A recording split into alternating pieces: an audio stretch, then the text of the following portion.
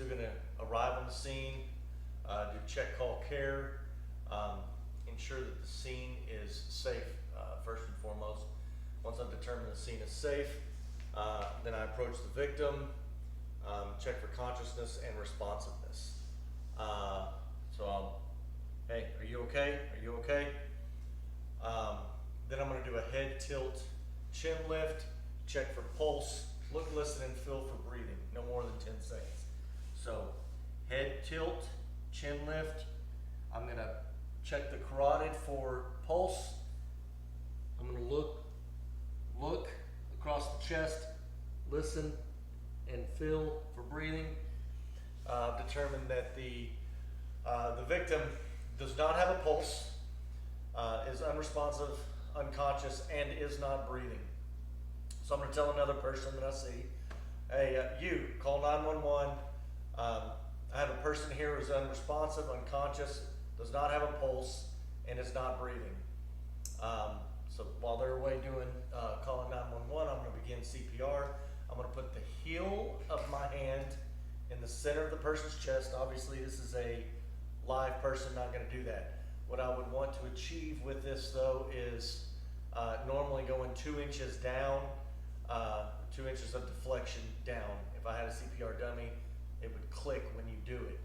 I'm going to do the good old Grey's Anatomy TV show version here. Center of the chest, interlock the hands, and you're going to do 30 compressions to 2 rescue breaths.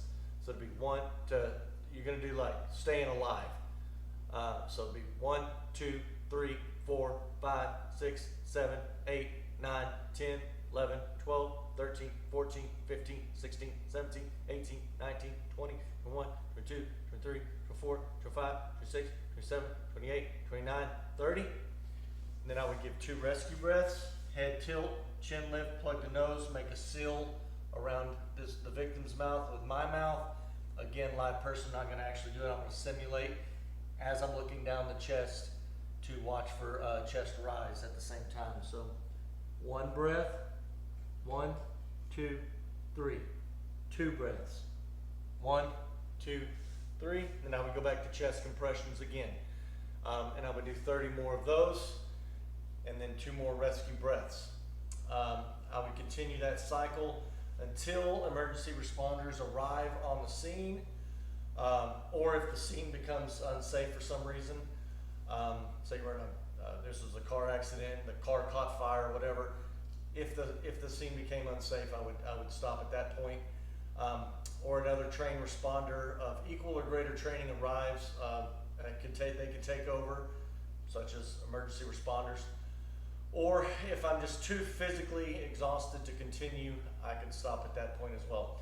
If there are 2 people, if there's me and another person, like the person that I told to call 911, that person goes to call 911, they come back to the scene. If they're trained to do this as well, you can alternate. So I could do compressions, and then they would do the 2 breaths. Obviously not at the same time. I would do 30 compressions. That person would do 2 breaths, or vice versa. Again, I would do this until emergency responders arrive on the scene. Again, this is called CPR.